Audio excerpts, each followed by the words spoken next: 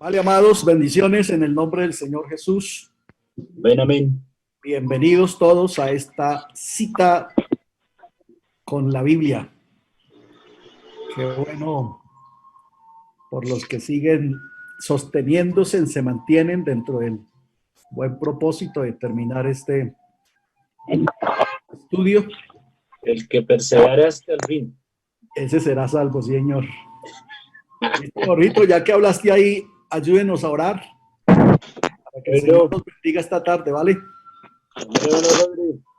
Vamos a orar. Bueno, el viernes pasado no pude estar por un compromiso familiar, pero lo estuve escuchando esta mañana un ratico. Estuve mirando el video y me puse un poquito en sintonía. Qué bueno, qué bueno.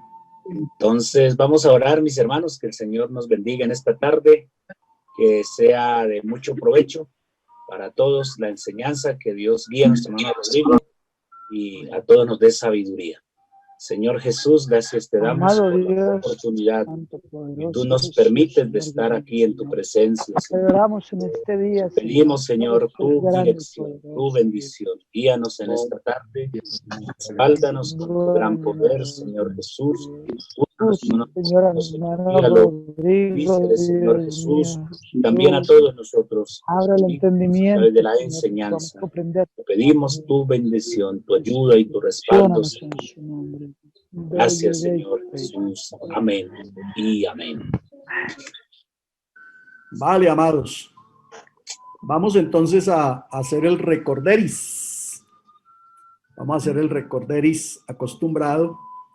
Ya saben que el fin de este recorderis, pues obviamente es ayudar al aprendizaje, pero también poner en contexto de pronto al que no estuvo o se quedó un poquito y pues no dejar esta sesión suelta, sino que podamos ir haciendo el hilo escatológico que hemos venido trayendo. Así que, ¿quién nos puede ayudar? Bueno, se dijo que el capítulo 16 se desarrolla la última serie de 7 que está en Apocalipsis. También se muestra que buena parte de este capítulo ha de entenderse literalmente, porque son cosas literales, lo que su maestro me explicó la vez pasada, y que aquí es donde Dios manifiesta su furor y el cumplimiento de su palabra. Entonces, ¿qué se nos dijo? Se nos explicó las copas, dónde cae cada copa y dónde afecta. Gracias, Carlitos, muy bueno. ¿Alguien más? Miramos que el primer juicio, la primera copa cae sobre la tierra, la segunda cae sobre el mar, la tercera cae sobre los ríos y las fuentes.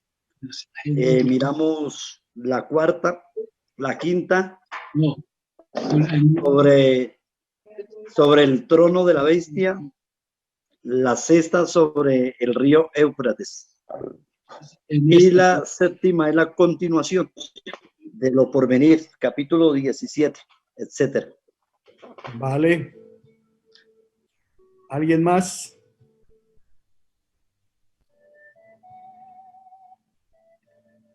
Que el río Éufrates tiene una extensión como de 900 kilómetros y que ya en Turquía allá hay una represa, prácticamente está lista para que en el momento, en el día exacto que es, se cierren las compuertas para secar el río y pasen los 200 millones que vienen del oriente que van a pelear contra Israel. Qué bueno, me gusta la actualización y contextualización del hermano Eduardo Rosso, me gusta ese fondo que tiene. Eduardo, sí es la patada, mano. Cuidado que de pronto ese bicho saca una ponzoña de esa y lo pica ahí por detrás. Él ha tomado las cosas bien a pecho. ¿Alguien más? Sea Apocalipsis 17. Sí, claro, ya lo tengo ahí. Amén. Chao. ¿Alguien más? Se nos mostró en un mapamundi cómo está como organizado como los países que son aliados de Israel, o mejor dicho, la invasión del norte.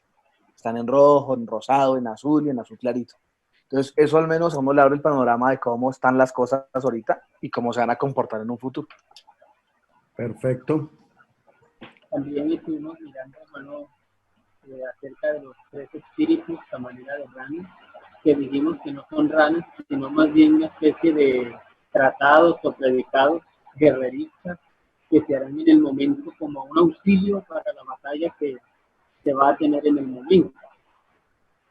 Gracias, Juanchito. Sí, son políticas, predicados, mensajes de convocatoria para la reunión o el encuentro de toda la tropa de la invasión del norte. Vale. Bien, hasta ahí. ¿Alguien más? También que esas no eran los juicios ya que se iban a desplegar, o las plagas, eran ya definitivamente de juicio, más no para provocar arrepentimiento, como el caso de las trompetas. Gracias, era senador. definitivo. Sí, perfecto. O sea, ya También estamos hablamos, en hora de juicio. Ya aquí, aunque la gente quiera, ya prácticamente la opción está cerrada. Ya estamos en la hora del castigo.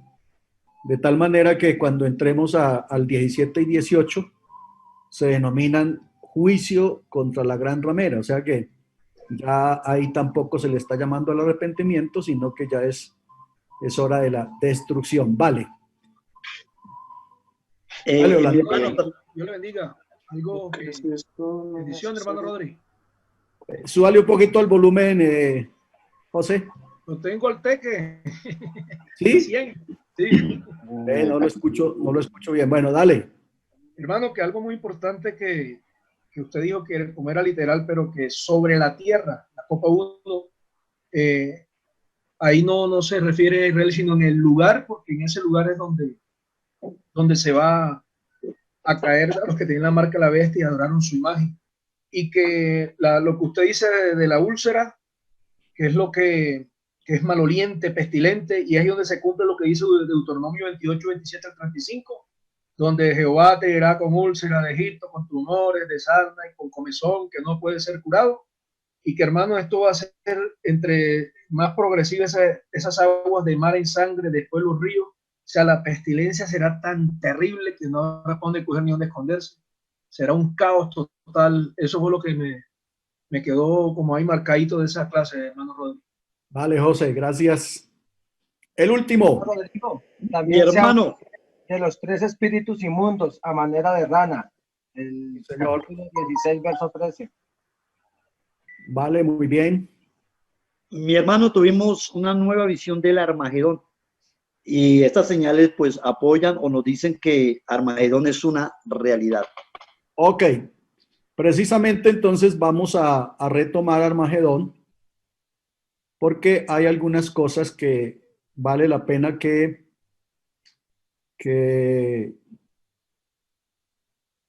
convalidemos y que reforcemos en cuanto a Armagedón. Vamos entonces a retomar ahí el capítulo 16, el verso 16. 16, el verso 16. Bueno, la última copa o la séptima copa está a partir del 17. Ya vimos la expresión hecho está, ¿no? Retomamos Armagedón para decir lo siguiente. Entonces, ahí en el paréntesis, que es lo que realmente vamos a retomar, el paréntesis que está desde el 13 hasta el 16, hay una recomendación. He aquí, yo vengo pronto. Yo vengo pronto. O yo vengo como ladrón, más bien como ladrón. Verso 15. Bienaventurado el que vela y guarda sus ropas para que no ande desnudo y vean sus vergüenzas. Esta expresión no está relacionada con la iglesia. Esta expresión, yo vengo como ladrón, no se relaciona con la iglesia. Para la iglesia está la expresión de 1 Tesalonicenses 5:4, donde el apóstol Pablo dice que ese evento a nosotros no nos va a sorprender. 1 Tesalonicenses, el capítulo 5, el verso 4. Pablo entonces dice que ese evento no nos Mas vosotros, hermanos, no estáis en tinieblas para que aquel día os sorprenda como ladrón. O sea que esa expresión no tiene nada que ver con la iglesia. Y el mismo Pablo a Tito, en el capítulo 2 y el verso 13, le dice: aguardando la esperanza bienaventurada y la manifestación gloriosa de nuestro gran Dios y Salvador Jesucristo. O sea que no tiene que ver con la iglesia. Primero porque ya está hablando acerca de juicio. Y segundo porque se está refiriendo o hablando a la segunda venida.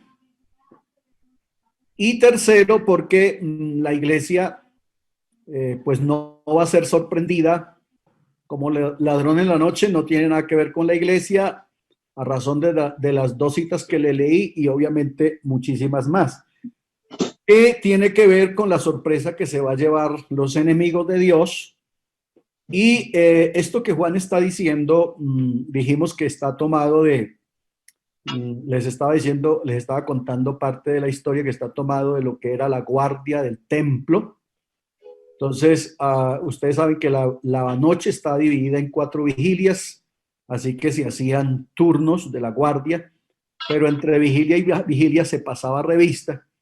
Y si algún guardia se encontraba durmiendo cuando pasara el supervisor de guardia, si lo hallaban durmiendo, entonces no solamente lo azotaban, sino que lo despojaban de sus ropas, y entonces le tocaba a este centinela, a este vigilante, pues obviamente sufrir la vergüenza de tenerse que enfrentar sin ropa a esa sociedad, a su familia, bueno, etcétera, a sus compañeros.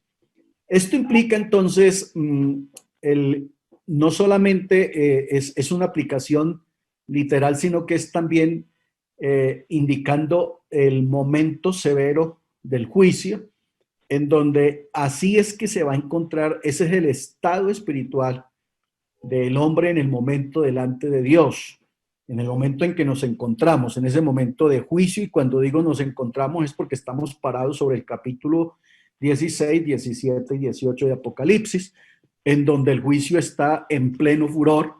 Y entonces ahí aplica lo que leíamos en la clase antepasada, donde la Biblia expresaba: no les dejará ni raíz ni rama, indicando que en este momento preciso del juicio, la severidad de Dios es tan fuerte que no hay argumento válido. Ese ni raíz ni rama implica no solamente un escondrijo físico, un escondedero literal donde pudieran esconderse y no sufrir el daño de cualquiera de los juicios, sino también el poder argumentar, el poderse presentar delante de Dios con un argumento válido y poder ser hallados inocentes o poder ser escuchados con su argumento. Aquí cualquier argumento, aquí cualquier estrategia o cualquier cosa que se traiga está totalmente sin validez, nula delante de la presencia de Dios, entendiendo entonces que ya estamos en un momento de ira, en un momento de enojo, en donde no se arrepentirá Dios, no se echará atrás Dios de hacer lo que ha prometido y ha designado hacer. Así Dios, como Dios es de amplio y de generoso con su amor y misericordia, aquí también su juicio y su severidad es tan amplia al punto de su amor y su misericordia. Eso lo expresó el apóstol en el capítulo 1 cuando lo vio como bronce bruñido y ceñido por el pecho con un cinto. Implicaba entonces la preparación para ese momento del ardor de su ira, y esa expresión de bronce bruñido es bronce resplandeciente, implica entonces lo fuerte y lo atroz de ese juicio que entonces para el cual el Señor Jesús estaba preparando. En el verso 16 entonces encontramos la única vez, no hay más veces en la Biblia que se mencione la palabra Armagedón. No vamos a encontrar otra vez esa palabra. Se ha encontrado como título, hay muchos anuncios como títulos de Armagedón, pero en el texto como tal, solamente en el capítulo 16, el verso 16, aparece la palabra Armagedón. Esa palabra Armagedón aquí está entonces más que dirigida al evento, está dirigida al lugar. Aquí lo encontramos en la primera parte del versículo, dice, y los reunió en el lugar que en hebreo se llama Armagedón. Esa palabra Armagedón es igual a la llanura de Esdraelón, es igual al valle de Jezreel, o es también igual a Megiddo. Esos son nombres muy conocidos en la Biblia y respectan a al mismo lugar en el cual se ha de desarrollar el evento como tal, al que toda la profecía ha estado denominando como Armagedón. Entonces es importante ponerle la atención aquí a este versículo y resaltarlo, y por eso he querido retomar desde ahí para que resaltemos un poco, porque he dicho varias veces que aquí se definen cosas muy importantes en la Biblia y supremamente importantes para el pueblo de Israel. Estamos prácticamente ya casi en el evento, y en Armagedón entonces se define la salvación de Israel, se define la liberación de Israel del yugo de los gentiles, se define la definitiva tierra del pueblo de Israel, la tierra que definitivamente ellos tienen que heredar, y obviamente se establece, después del acto de Armagedón, se establece el milenio. Así que en este cierre del capítulo, ya en el capítulo 19, al evento que Juan está haciendo aquí referencia, pues es para los judíos, y en la Biblia y en la escatología, pues obviamente un evento muy importante. En el valle de Esdraelón, en el valle de Jezreel es como en el que más fuerza tiene en la Biblia. Han estado personajes como Nabucodonosor, allí han estado los asirios, han estado los sirios, ha estado Napoleón, han estado los egipcios, han estado los persas, han estado los griegos, etcétera, etcétera. O sea, este es un lugar con muchísima, pero muchísima historia, y toda, si ustedes se dan cuenta, los personajes que hay aquí, toda la historia de este sector de la tierra de Israel, toda tiene que ver con guerras, con combates, con batallas, con sangre, con muerte y con presentar defensa ante sus archienemigos. Ustedes se dan cuenta que todos los que hay aquí, pues obviamente son gentiles, y falta el último evento, que es el que va a definir el estado de liberación con respecto a los gentiles. Aquí tenemos a Jezreel ya desde la óptica, desde la composición como está escrito. Entonces Jezreel, entonces él es Dios, y la palabra como tal significa Dios siembra. Dios siembra. El valle de Jezreel, que está entre el monte Carmelo, está entre el monte Tabor, monte de la Transfiguración, es hoy la despensa del pueblo de Israel. Allí es donde se están dando pues los grandes cultivos que no solamente alimentan y ponen en la canasta del pueblo de Israel, sino que también está sirviendo para las exportaciones. El pueblo de Israel hoy está exportando cualquier cantidad de productos cosechados allí, productos de sabana como como decir aquí cebolla, arracacha, papa y otras hortalizas, cosechados en pleno desierto a más de 40 grados.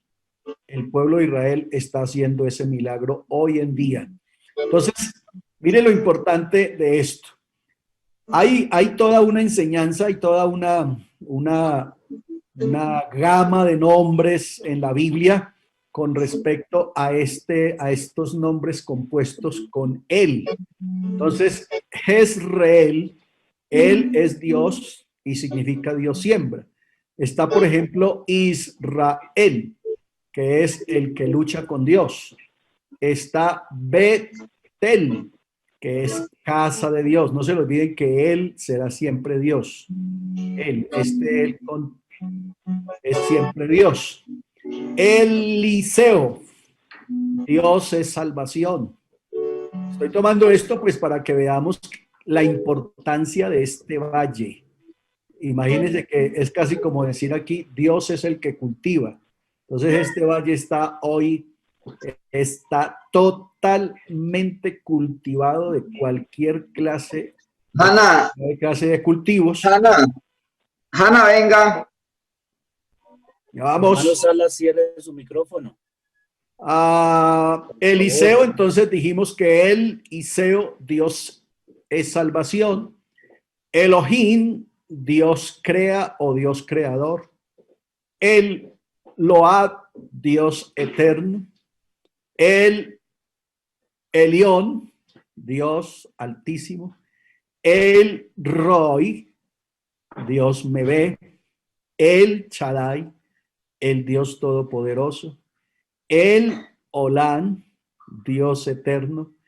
Emanuel, Dios con nosotros, y otra cantidad de nombres que tendríamos con esta composición, que entonces le van a dar mucho más sentido a quien lo posee, y el significado obviamente va a tener una relevancia y una importancia con respecto a esta declaración. Entonces, Jezreel, entonces es Dios siembra, o Dios sembrará, o Dios está cosechando. Dicho entonces, estamos diciendo que ese valle, que es el valle de Jezreel o de Esdraelón, es un valle totalmente cultivado, también se le conoce como el Valle de las Guerras, porque allí se han librado todas las guerras importantes del pueblo de Israel, se han librado allí en el Valle de Jezreel. Aquí tenemos un mapa y este es Jezreel. Esa parte que ustedes ven ahí en azul es como una especie de triángulo. Ese es lo que está enmarcado como el Valle de Jezreel, a un lado del mar de Galilea, a un lado de Nazaret, está el Valle de Jezreel o el Valle de la llanura de Esdraelón. En este valle es donde se han dado, aquí voy a describir una serie de eventos. Es un valle supremamente fértil en la agricultura, ya se lo estaba diciendo. El Josué capítulo 17, el verso 16 y Jueces 6:33 nos van a hablar de estas cosas. Está al sur de la colina de Nazaret, entre el monte Carmelo, el monte Gilboa y el pequeño Hermón. Es un triángulo de aproximadamente 24 por 24 por 32 kilómetros cuadrados. Allí estaba el palacio de invierno del rey Acab. Sí, los que han leído esta historia del rey Acab. Estaba el palacio del rey Acab. Jacob habla de este valle en Génesis 49:15. Fue el escenario donde actuaron Débora y Barak en Jueces capítulo 4, el verso 5. Es el lugar de la victoria de Gedeón, cuando Gedeón tuvo que mermar su ejército con la señal de los que lamieran el agua. Es el lugar donde el rey Josías cayó herido mortalmente en la batalla, según el segundo libro de Crónicas.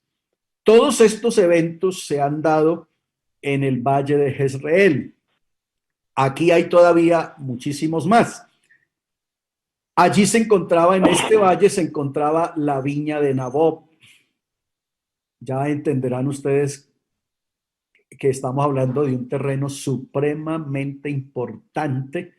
Ustedes recuerdan que la viña de Nabot, pues el rey la apetecía precisamente por eso, porque era muy fértil y quería obviamente apropiarse de ella. Al norte estaba la colina de More, donde acamparon los madianitas cuando vinieron a hacer la guerra contra Gedeón.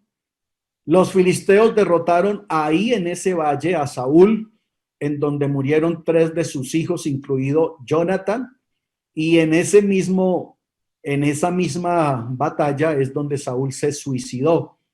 Se acostó o se puso sobre su espada después de que su escudero no quiso matarlo. Entonces, mire eventos tan importantes.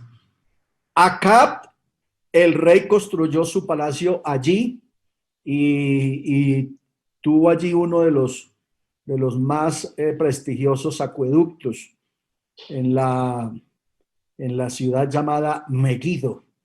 Allí vivía una señora que nosotros no queremos mucho, llamada Jezabel, en Jezreel. Ahí fue cuando también el profeta Jehú la hizo echar por la ventana, se reventó por su vientre y los perros se la comieron, quedando solamente la palma de las manos y de los pies, conforme a la profecía. Bueno, ya tengo aquí, se encontraba la viña de Nabot. Allí se ejecutaron los 70 hijos de Acab, de este perverso rey del que hemos venido hablando, de Acab. Se ejecutaron 70 hijos de Acab, en donde el profeta hizo 2 montones de cabezas porque les quitaron, los degollaron, les quitaron la cabeza, y Acab hizo 2 montones y los dejó en la entrada de la ciudad 2 días para que los enemigos de Israel temieran. Ahí se dio dentro de ese valle. Allí tenía Salomón las caballerizas. Era donde, en uno de los lugares de Jezreel, era donde Salomón tenía todos sus caballos. Salomón era muy rico en esta especie de animales. Le gustaban los caballos, como a Vicente Fernández. Y allí se dio la gran batalla de Barat y Sísara. Ustedes recuerdan que ahí fue cuando esta señora valiente le clavó a Sísara una estaca en sus sienes. También se dio esta gran batalla en el valle de Jezreel. En el valle de Jezreel se dio también la batalla de David y Goliat en el valle de Jezreel. Bueno, hay todos los eventos que ustedes quieran, los pueden consultar en la palabra de Dios. Yo quise sacar estos, pues para que nos demos cuenta lo importante que es entonces esa parte geográfica, esa parte de lo que es la nación de Israel. Para ellos, pues obviamente es una tierra, a ese pedazo que dijimos que tiene 24 por 24 por 32 kilómetros, 24 de ancho por 32 de largo. A ese pedazo es que en realidad el pueblo se refiere como la tierra prometida. Hay una historia, bueno, esto es una historia, pero se las quiero mencionar el pedacito que me llamó la atención. Hay una historia y dice que cuando Jehová Dios estaba creando el universo, dicen los judíos, pues son los que tienen la historia, ellos dicen que a Jehová Dios se le cayó de su bolsillo una piedrecita, una joya, se le cayó, y a eso, cuando ellos dicen eso, se están refiriendo al valle de Jezreel. indicando que para ellos es una despensa de comida, es un laboratorio de bendición. Es además un milagro, porque como les decía, están cultivando de todo, banano, hortalizas, de todo, trigo, cebada, da de todo porque el clima son 40, 43 grados, pero ellos en medio de su ciencia pues han logrado que en medio de esa planicie pues no solamente se den productos de esa clase de clima, sino que a través de su ciencia pues han logrado también cultivar de todo lo que se da en diferentes países que tienen diferentes climas. Yo me quedé asombrado de ver que están sacando hortalizas de las de aquí de la sabana de Bogotá, allá las están produciendo y me pareció realmente un milagro de Dios, porque por más ciencia que haya, es porque el Señor les había dicho que en el desierto Él levantaría fuentes de agua y haría que el desierto produjera y que el desierto fuera entonces una despensa de alimentos.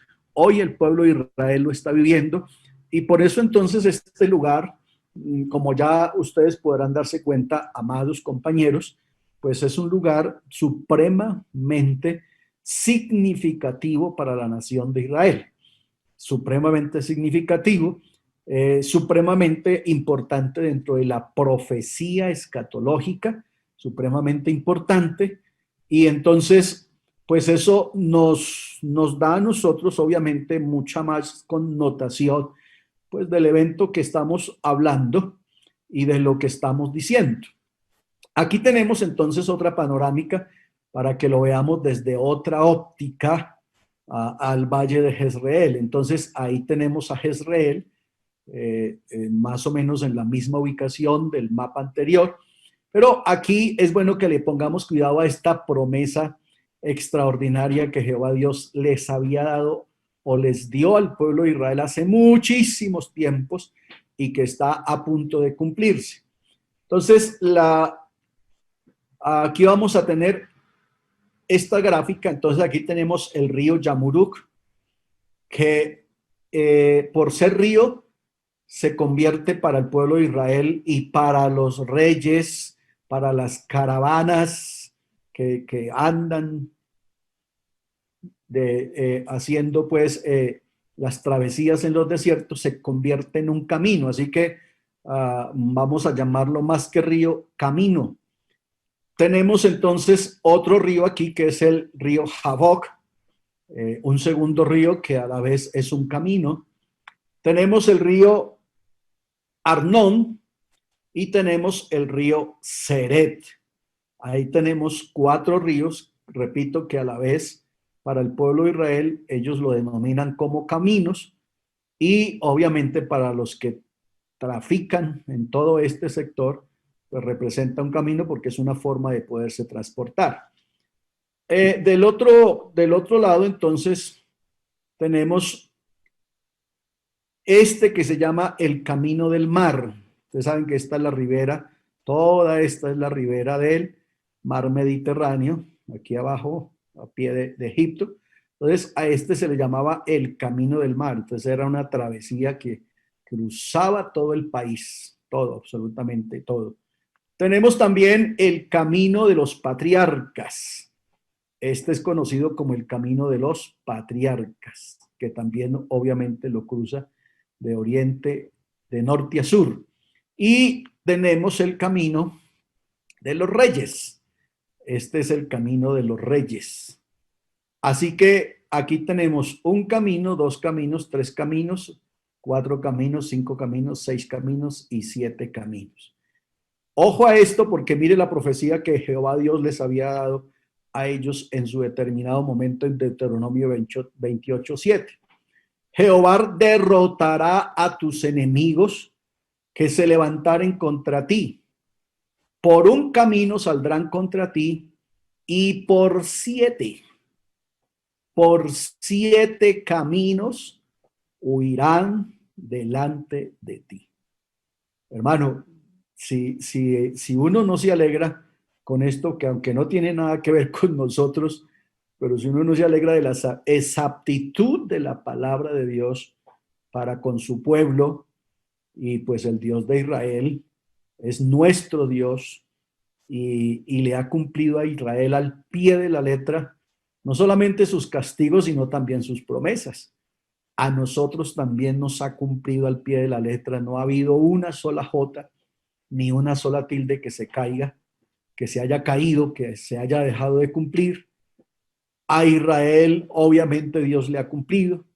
Pues, hermanos, yo creo que, pastores, nosotros también tenemos que estar seguros de que lo que falta por cumplirse, que realmente ya es minúsculo con respecto a todo el cuerpo de la profecía que ya se cumplió, entonces podemos hoy más que nunca tener una fe robusta, una fe totalmente convencida de que definitivamente lo que falta por cumplirse se va a cumplir. Si cosas como estas que parecen como tan físicas, como tan cotidianas, Jehová Dios ha sido exacto en cuanto al pueblo, cuanto más en las cosas que tienen un sentido espiritual muy significativo, cuanto más Dios no hará valedera su palabra.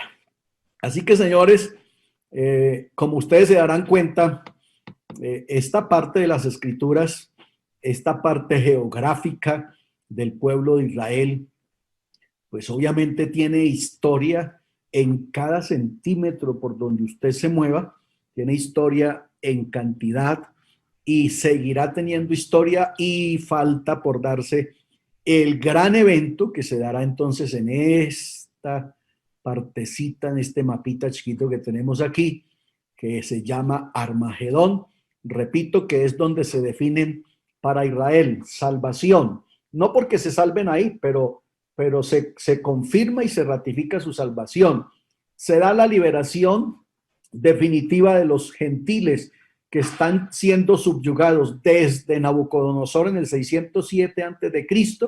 y que desde Nabucodonosor hasta la fecha de hoy han estado esclavizados 22 veces. Ahí en este evento, Israel va a ser libre totalmente de ese yugo de servidumbre de los gentiles, que pues si le sumamos a Siria y si le sumamos filisteos y si le sumamos egipcios, pues entenderán ustedes que ha sido toda una historia del pueblo de Israel en servidumbre con respecto a los gentiles. Este evento los libera por completo y al 100%. Ese evento además les permite entonces a ellos poseer la tierra prometida de norte a sur y de oriente a occidente, la que Jehová Dios les prometió. Entonces ese evento les permite a ellos posesionarse definitivamente de esa tierra. Por eso ya en Ezequiel, por allá a partir del capítulo 40-41, ya usted encuentra otra vez la repartición de la tierra a cada una de las tribus, igualitico como lo hizo Josué. Una vez pasaron el Jordán y conquistaron Jericó, que Josué empezó a repartir la tierra por familias o por tribus. Aquí en Ezequiel 40 vuelve y se da lo mismo, pero entonces aquí ya se va a repartir la definitiva tierra, o sea, el total de lo que Jehová Dios le dijo a Abraham, que hasta donde le mostró pues cada uno de sus límites. Se dice, lo vimos por allá bien atrás, se dice que Israel al otro día de Armagedón será 100 veces más grande geográficamente y 1000 veces más rico. 100 veces más grande y 1000 veces más rico, a razón de este evento. El otro evento entonces que se da aquí en este punto es entonces que Israel, pues enseguida del Armagedón, pues se da entonces el establecimiento del milenio, el reinado milenial que está bajo el pacto davídico y que para ellos pues obviamente Es supremamente importante. Entonces, miren, señores, lo importante de hacer como no ir tan a la carrera, sino de hacerle curiosidades a esto, porque pues uno a veces coge estos versículos o estas palabras y los pasa y uno asume que sabe cosas, pero cuando ya uno entra en detalle se da cuenta de la importancia de este evento, de este punto geográfico en la Biblia y en el pueblo de Israel, de este espacio de terreno que es un terreno escatológico. Por donde usted lo vea, hay eventos, se han suscitado eventos profetizados por cada uno de los profetas en su momento, y queda este gran evento que está por darse, que por lo que vemos no está tan lejos. Ya casi me atrevería a decir que estamos a punto de que este evento se dé. Bien, señores, ¿cómo vamos hasta ahí? Bien, hermano, bien. Excelente. ¿Vale? Muy bien. Bien, sí, señor. Muy bien. Rodrigo, muy bueno. Muy bien, muy bien. Excelente. Con un tintico entenderíamos mejor todavía. Descarado, Guillo, pero tiene que mandarlo de allá para acá, si sea por un Rappi, hermano. Oiga, ¿verdad? Y todos compañeros bendecidos. No, vea, el hermano José está que toma tinto del bueno, puro Juan Valdés. Oiga, compañeros, permita que ha llamado, toca buscar que le demos el tinto de cierre al profesor, ¿no? Amén, amén. Sería buenísimo. Amén. Amén, amén. Secundo esa propuesta. Vale. Eso está Con pendiente. pan de maíz. Estoy de acuerdo. Bueno, continuamos entonces. ¿Bien hasta ahí? ¿Ninguna inquietud? No. Hermano Rodrigo, Señor. una preguntita. Ahí donde va a ser la batalla del Armagedón, que es el punto final, hermano, ¿ahí era el Edén? No. El Edén queda hacia el lado de la medialuna fértil. Ajá. Un poquito corrido hacia arriba de la diapositiva que tenemos aquí. Ya le digo. Entonces, este es el mar de Galilea. Aquí tenemos el río Jordán, que descarga aquí sobre el mar Muerto. Más o menos por aquí, no lo marca el pero por aquí estaría el Golfo Pérsico, en donde descarga el río Éufrates y el río Tigris. Entonces, el Edén vendría a estar por aquí en esta parte de arribita, ¿ya? En lo que es la media luna fértil que agarra pues lo que es la parte de Turquía y todo eso. Eso lo vimos también en una clase atrás, no sé si Davichito no estuvo por ahí. Bien, entonces... Rodrigo. Gustavito. Una pregunta. Que de la batalla de Armagedón, este Armagedón no tiene nada que ver con lo de la muerte de Josías en Reyes 23-29, Megido. Sí, claro. Ahí vimos atrasito, Gustavito, que los nombres son Jezreel, Asdraelón y Megido, son el mismo lugar. Gracias, hermano. Bueno, Rodrigo, una pregunta. Sí. Gracias, hermano Rodrigo. Bendiciones. Bueno, Rodrigo, vimos pues que son 200 millones de soldados, ¿cierto? Ellos llegarán... Solo los que vienen de a pie. De a pie. Ellos llegan hasta ese valle, Sí, claro. Aquí este es el punto donde se van a congregar. Este es el punto donde se van a congregar. ¿Y hay capacidad para todo ese personal? Claro, 24 kilómetros de ancho por 24 de largo, de los dos lados de 24 y 32 kilómetros de largo. Listo, bueno. Gracias, Vale. hermano Rodrigo. Listo. Bueno, entonces continuamos. Señor. Rodrigo, es el mismo valle de Josafat que menciona Amós 3, ¿cierto? ¿Hace referencia al mismo lugar? Sí, también. Sí, tiene varios nombres, pero yo resalté los tres más importantes, Jezreel, Megiddo y Asdraelón. Son los nombres pues, más relevantes en la Biblia y con esos nombres pues, se ha dado muchos ejercicios militares y se conoce mucha historia, ¿vale? Entonces, mire el terreno de Israel cómo está definido. Entonces, todo este primer camino se conoce como llanura. Entonces, por eso se llama llanura de Asdraelón, porque así está la composición geográfica del pueblo de Israel. Entonces, sobre la ribera del mar Mediterráneo, eso es llanura. En la parte céntrica son montes, por eso la mayoría de montes están organizados aquí. Está pues el monte Carmelo, está el monte Tabor, está el monte Nebo, está todo eso. Todos esos montes están en esta parte. Por eso dijimos que varios de los montes, ahorita los vamos a ver, están en la ribera o en las piedemonte de esta llanura.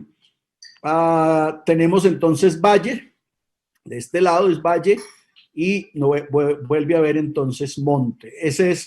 Así es la composición del terreno en el pueblo de Israel. Vale. Aquí entonces tenemos, permítame un momentico. Permítame un momentico, vamos a organizar esto. Vale, ahora sí. Tenemos entonces el valle visto desde aquí a su derecha, a su izquierda, desde el monte de la Transfiguración y en su derecha desde el monte Carmelo.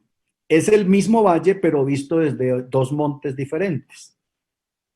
Esto que vemos aquí a mi izquierda es Nazaret, donde se crió Jesucristo.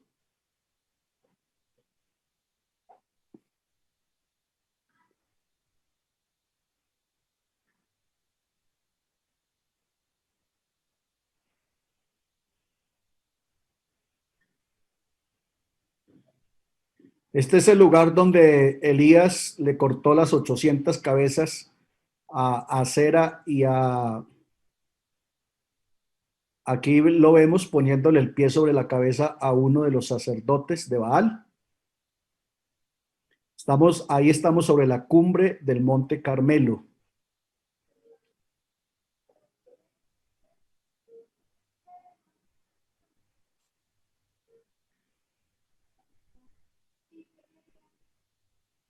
Aquí ya se está en la parte, ya no en el monte, sino en la parte ya de la llanura. Ya está en la llanura de Jezreel o de Asdraelón.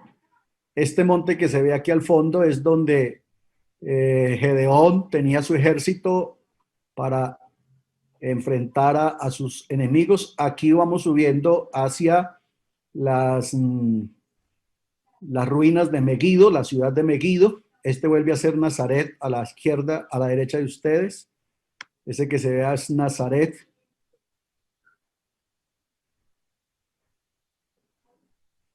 Ese que se ve al fondo a la izquierda de ustedes es entonces el monte de la Transfiguración. Este es el monte de la Transfiguración.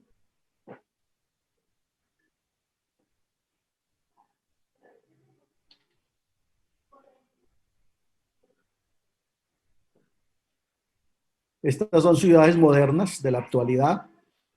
Aquí estaba también el ejército de Gedeón en este monte de acá. Esto que vemos aquí ya corrido hacia esta parte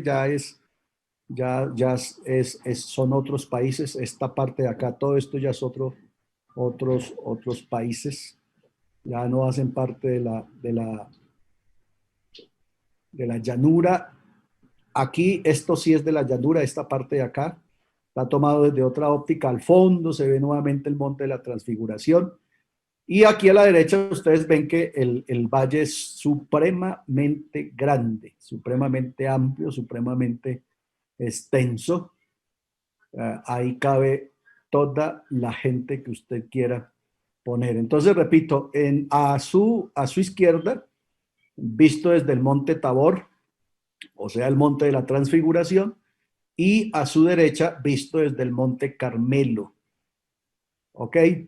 Esto que estamos viendo todavía aquí a mi izquierda es entonces el valle de Jezreel, el valle de Azraelón o Megiddo. Ahí es donde entonces se va a dar la gran batalla de Armagedón. Ahí es donde va a haber sangre hasta el freno de los caballos. Eso se cree que más o menos es 1,20 m. Y recuerde que vimos que va a estar por más de 320 kilómetros corriendo, pues, este río de sangre que el pueblo de Israel. Más o menos, hace unos días, unas clases atrás, vimos algo muy parecido, pero más o menos así es que los va a sorprender Dios a esta gente enemiga del pueblo de Israel con su venida, que se quedarán sin raíz y sin rama, se quedarán sin en dónde poderse esconder, quedarán sin respuesta bélica, quedarán sin respuesta militar, quedarán sin respuesta científica, porque no solamente el problema es que será una sorpresa, o sea, ellos no van a esperar eso, sino porque también la profecía lo que dice es que Él viene con poder y gran gloria. Esa expresión con poder y gran gloria implica con toda la fuerza de su poder, pero también con toda su indignación. Con toda su indignación.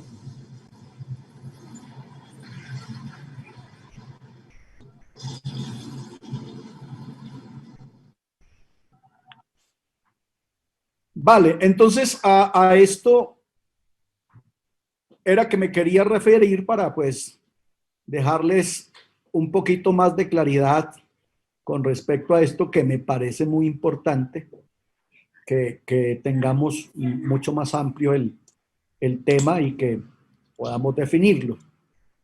De tal manera entonces que el cuadro del capítulo 16, a pesar de que hemos dicho tantas cosas de él, nos quedaría así de sencillo. Entonces tenemos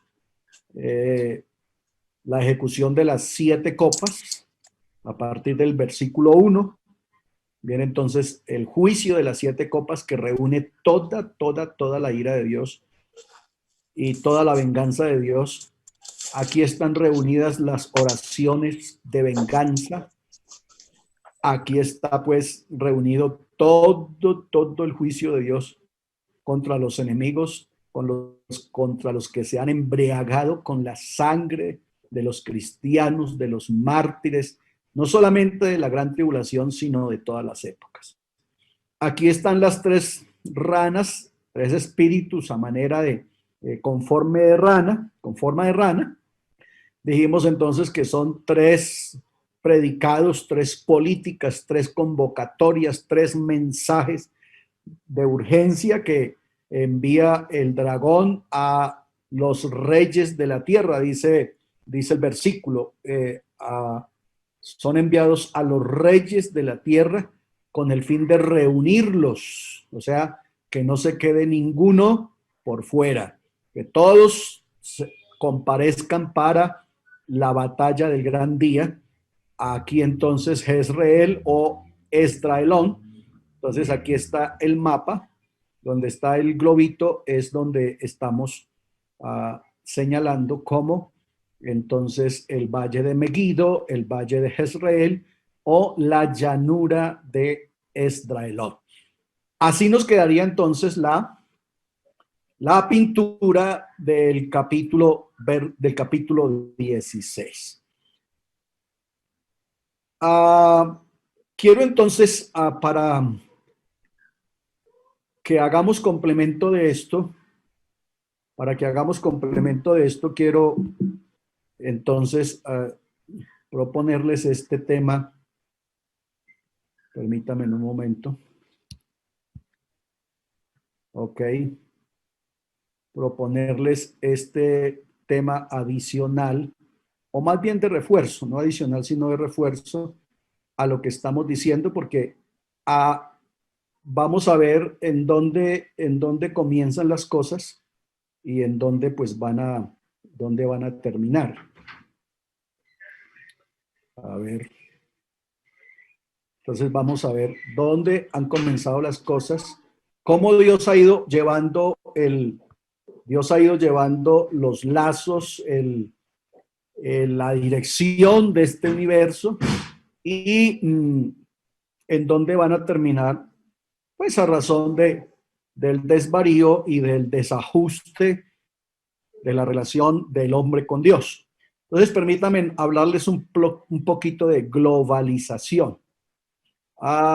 Deuteronomio capítulo 26, el verso 5 dice: entonces hablarás y dirás delante de Jehová tu Dios: un arameo a punto de perecer fue mi padre, el cual descendió a Egipto y habitó allí con pocos hombres, y allí creció y llegó a ser una nación grande y fuerte y numerosa.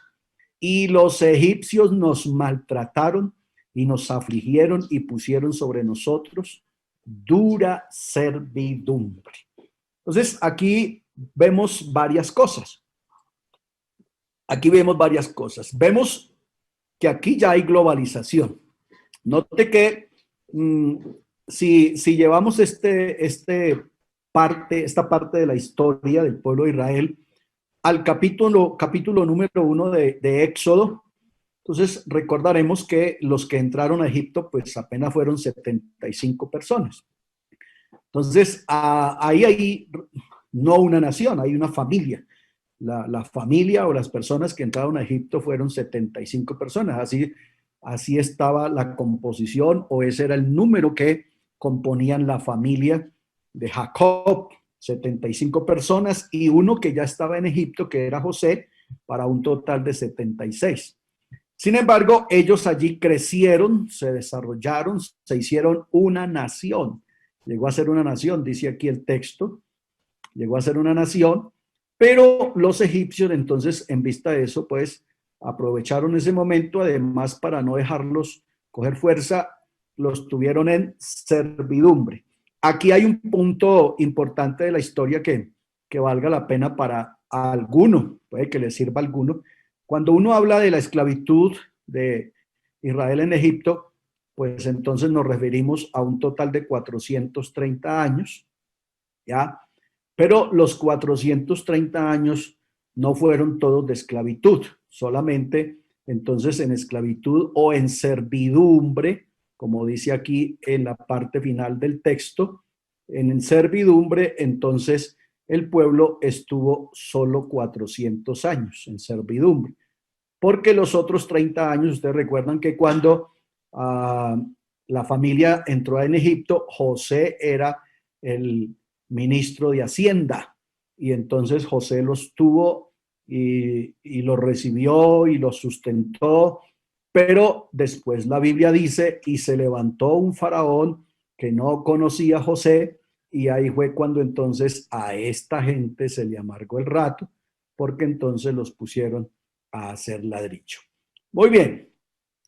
En el libro del Génesis, el verso 1, capítulo 1, el verso 28, la Biblia dice: y los bendijo Dios y les dijo: fructificad, multiplicaos y llenen la tierra y sojúzguenla. En todo esto hay entonces una proposición, hay un deseo de Dios de que el hombre pues llene el globo, llene la tierra. La palabra globalización viene de esa raíz, de que la tierra es un globo. Entonces es que Jehová Dios quiere que el hombre pues poble la tierra y la llene en absoluto, cubra todos sus espacios que se puedan esto, pero además, pues obviamente que establezca sobre eso, pues establezca sus leyes, establezca sus normas, sojúzguenla, establezca pues sus límites, establezca cosas. El capítulo 17 de Hechos dice, y de una sangre ha hecho todo el linaje de los hombres para que habitasen sobre la faz, ojo aquí, sobre la faz de la tierra, y les ha prefijado orden de los tiempos y los términos de su habitación en ella. O sea, que así como Dios como que ha soltado al hombre para que haga durante estos tiempos que llamamos dispensaciones, por eso al comienzo del curso de la escuela definimos que nosotros somos premileniaristas, dispensacionalistas, pretribulacionistas. Aquí Pablo está hablando de eso. Pablo está hablando entonces que Dios de un linaje, pues obviamente salieron todos los hombres y salieron para habitar sobre la faz de la tierra, pero a eso Dios le prefijó orden,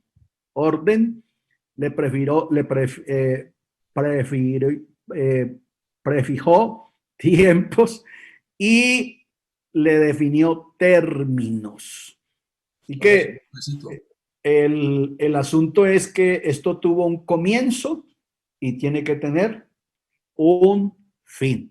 Eso es lo que está diciendo estos 3 versículos que estamos leyendo, especialmente este de Hechos capítulo 17, el verso 26. Entonces, la palabra globalización en su definición es un proceso histórico de integración mundial en los ámbitos tanto económicos, políticos, tecnológicos, social, cultural y religioso. Eso es la globalización, o sea que el mundo se ha integrado desde tiempos patriarcales, el mundo se ha integrado a través de estos elementos, a través de la economía. Entonces vinieron los intercambios de países, intercambios de productos, a través de la política, a través de la tecnología sobre todo hoy es un elemento fundamental en esto de la globalización, lo social, lo cultural y lo religioso. También todos esos elementos y otros muchos hacen o marcan pautas para que esto se esté dando.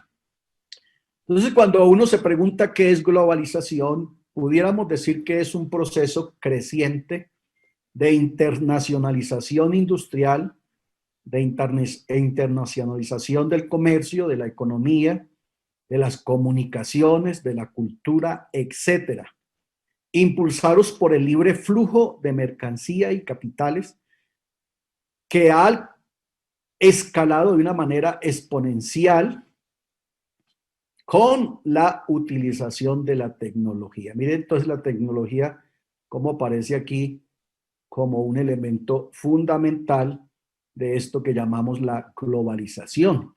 A nosotros nos tocó vivir este tiempo y gracias a Dios, yo personalmente doy gracias a Dios porque me está tocando vivir el tiempo de la globalización. En lo particular creo que en muchas cosas me ha beneficiado, en otras no, pero en algunas cosas. Ella tendrá sus cosas muy buenas y sus cosas muy regulares. Si hablamos en la industria, pues para muchos es buena, pero para otros es mala. Lo mismo en la economía, etcétera. Entonces, eso sería lo que pudiéramos definir bajo la pregunta de qué es globalización. Obviamente que habría muchas cosas más que decir, pero yo solamente estoy aquí dando como un sustento para que al fin paremos donde tenemos que parar. Viene entonces la palabra globalización y globalidad, que parece que fuera lo mismo, pero tienen diferentes definiciones. Esta ya la definimos, entonces es la internacionalización del comercio, de la economía, de la industria, de la tecnología, de la ciencia, de la cultura, de la religión. Esa sería la globalización. Y la globalidad es el derecho que todo ser humano tiene de hacer locomoción por todo el globo. Esa es la globalidad. Entonces es el derecho que todo ser humano tiene de moverse por el globo terráqueo. Esto no está funcionando plenamente porque para usted, hoy todavía para usted ir, y más si es colombiano, con la cara que tenemos de indios, pues en todas partes nos friegan la vida y nos ponen requerimientos y nos piden documentos, visa, pasaporte y bueno, demás. Y en algunos países pues ni entrada nos dan. Entonces son dos cosas diferentes. La globalización es la internacionalización de lo que ya dijimos. Y la globalidad es el derecho que tú tienes o yo tengo de moverme por todo el planeta cuando quisiera. Esto no está funcionando porque nos la cambiaron por esto y pues obviamente muchos no hemos protestado. La globalización entonces se empezó a fortalecer, ya venía caminando, pero a partir del 70, de la década del 70, pues ha tenido un desarrollo, un auge y ha venido creciendo de una manera vertiginosa. Los que somos un poquito viejitos, que todavía podemos hablar de los años 70. Yo para los años 70 pues apenas tenía 7 años. Yo soy del 63, tenía 7 años, pero me alcanzo a acordar. Ya era cristiano. 2 años después de los 70, yo en el 72 fui bautizado, recibí el Espíritu Santo y bueno, eso hace que estoy en la iglesia. Así que ya me acuerdo de cosas de esa época. A partir de ahí para acá, pues es donde la globalización ha tenido pues un mayor auge, un mayor desarrollo y ha venido como acelerando cada vez más. Y eso es profético, aunque no lo creamos, es profético, está en la palabra de Dios y tiene que ser así. Así lo estipuló el Señor desde Génesis 1:28, así se lo dijo Pablo o el escritor a los Hechos en el capítulo 27, 17, etcétera. Y hay otra cantidad, obviamente, de citas que pudieran ratificarnos esto. Miremos entonces esta dispensación. La dispensación noasina, la dispensación de Noé, la dispensación del gobierno. Aquí entonces vemos que hay 3 muchachos. Está un señor llamado Sem, está un señor llamado Can, está un señor llamado Jafet. Ustedes saben que todas las dispensaciones pues han terminado con un juicio, todas sin excepción, todas han terminado con un juicio y las que faltan terminarán con juicio, indicando entonces así que Dios siempre ha tenido un trato con el hombre y le ha llamado cuentas y que en cada uno de esos tiempos pues Dios ha tenido oportunidad de que la gente tenga una relación con Dios y que cada uno dentro de ese tiempo entonces debe arreglar cuentas con Dios para que entonces pueda estar en paz con Dios. No puede la generación de Noé salvarse con el formato de la gracia. Tenía que haberse salvado con el formato de Noé, porque estaban en la dispensación de Noé. Esto para que entendamos cómo funciona esto tan importante como es el plan de redención, que está estipulado en el capítulo 3, el verso 15 del libro del Génesis. A partir de ahí, cómo Dios empieza a hacer todo este desarrollo de su agenda de redención. A lo que me quiero referir aquí es que entonces estos muchachos después del diluvio entonces se esparcen, se diseminan y entonces dice que este señor Sem se quedó en Asia Menor y desde allí influyó al mundo en la parte religiosa. Entonces Sem entonces permea al mundo en la parte religiosa. Entonces él esparce ese pensamiento de la teología, de su fe, de su conocimiento y de obviamente de su Dios, de su credo. Can, se dice que Can entonces pobló las costas, ya, Etiopía y las costas de los mares, y entonces pues estableció el comercio. Aquí entonces se da la importación y la exportación, se dan los intercambios comerciales entre países, se dan las caravanas de negociantes que llevan y traen. por el mar, etcétera. Entonces, este señor pobla Etiopía y las costas y permea al mundo, dije al mundo, incluido el mundo de hoy y de todas las épocas, pues de ahí que se comienza la costumbre, lo estamos hablando de globalización, de los intercambios, de las compras, de los trueques, etc.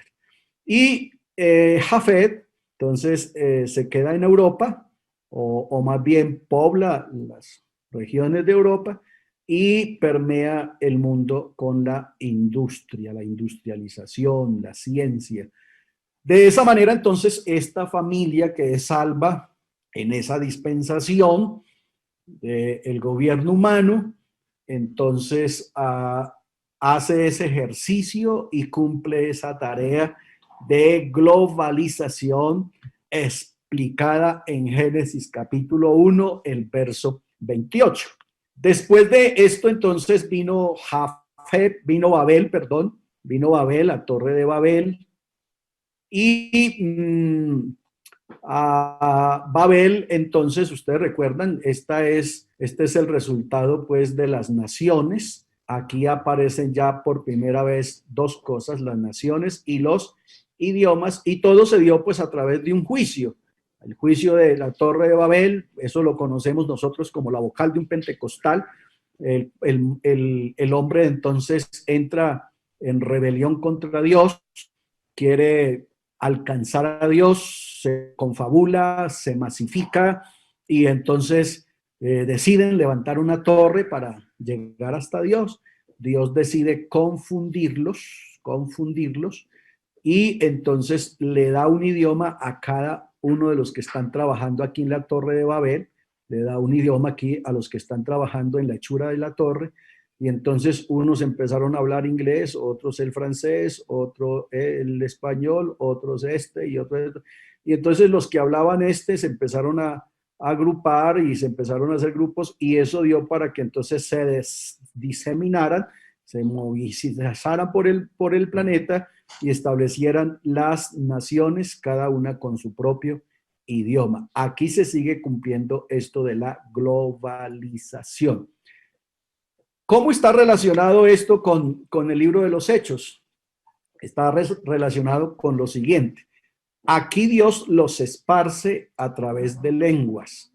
Aquí Dios los esparce, los disemina a través de lenguas, y en el libro de los Hechos los recoge, los une también a través de lenguas. Ustedes ven que en el aposento alto habían 15 idiomas, y el pueblo, los 120 que estaban en el aposento alto, estaban hablando en esos 15 idiomas. Ellos dicen, ¿cómo pues les oímos hablar en nuestra propia lengua en que hemos sido criados? Entonces, aquí los esparció por lenguas y vuelve y los recoge en Hechos 2 por lenguas. Ahí les enseñó, les reveló misterios, verdades, les enseñó el propósito, y entonces a partir de ahí comenzó lo que llamamos la predicación del evangelio. Muy bien. Entonces tenemos aquí que ¿en qué consiste la globalización? Es un proceso dinámico que está compuesto por un crecimiento interdependencia, una creciente interdependencia entre países del mundo. O sea que ya los países no están allá solos, no están allá como el ermitaño, sino que ahora se necesitan todos. Algo que ocurre usando como medio una serie de transformaciones de carácter global. Las fronteras que antes tantas limitaciones representaban con más frecuencia, tienen ahora menos relevancia. Este relojito que tenemos aquí a la izquierda que está girando, como ustedes ven, tiene 12 estrellas hasta el momento. Esto es lo que es real hoy. O sea, estas serían las 12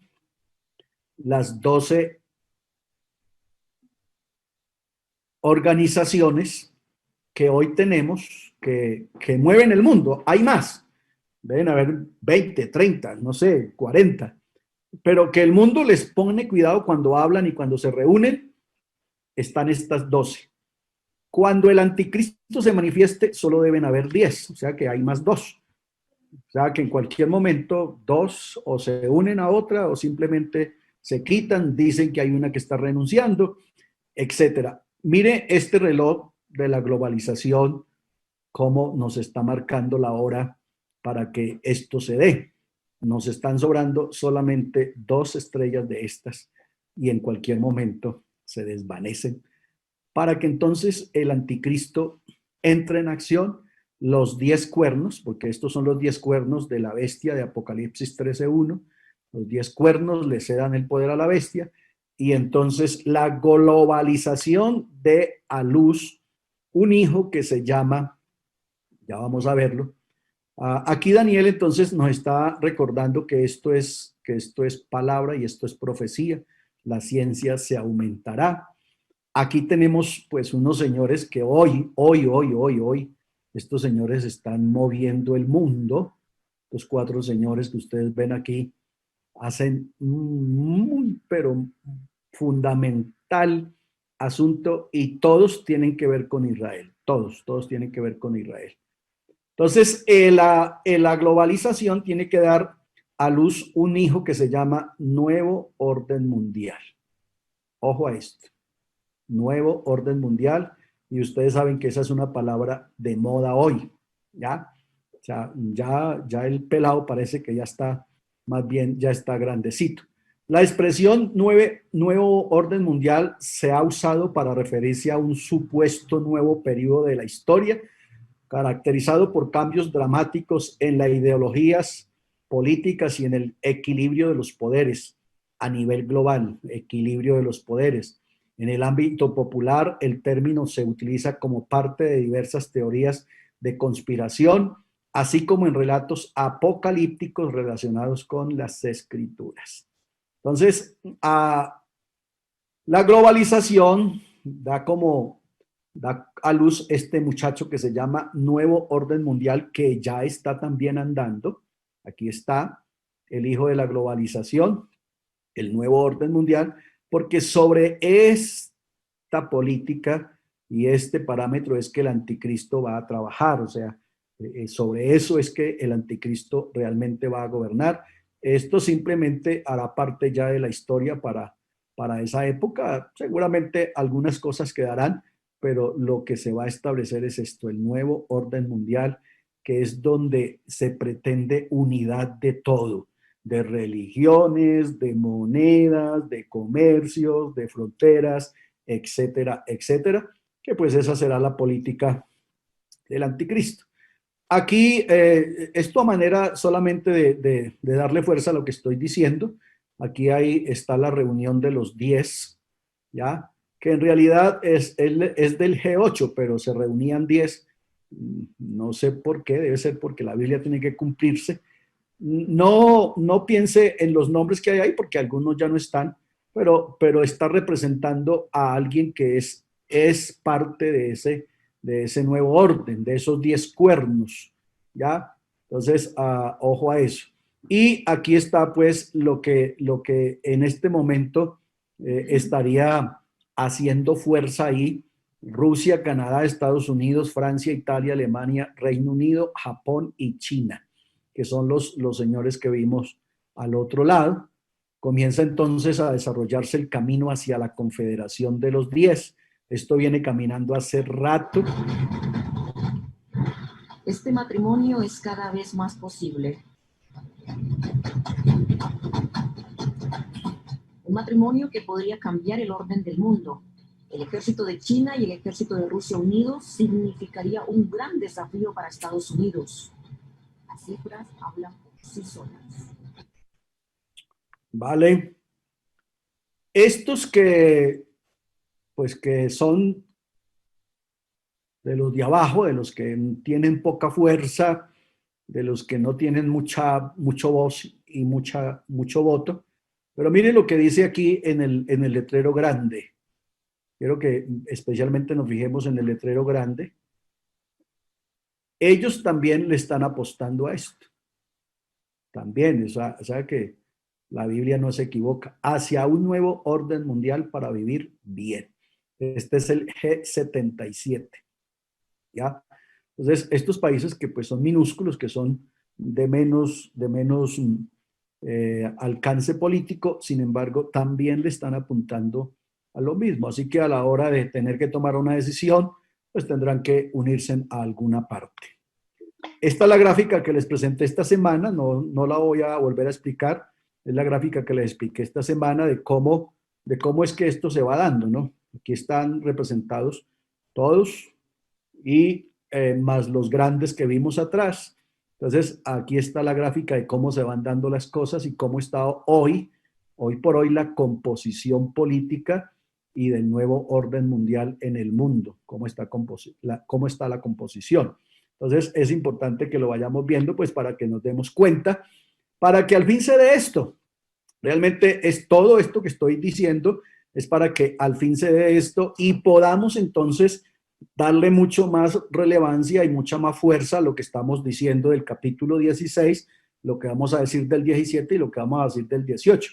Los dos son juicios, el 16, es juicio universal y el otro es un juicio que también universal, pero específicamente dirigido a un sistema, dirigido a un gobierno, dirigido a una política y dirigida a un comercio. Específicamente eso es lo que vamos a encontrar en el capítulo 17 y capítulo 18 de Apocalipsis.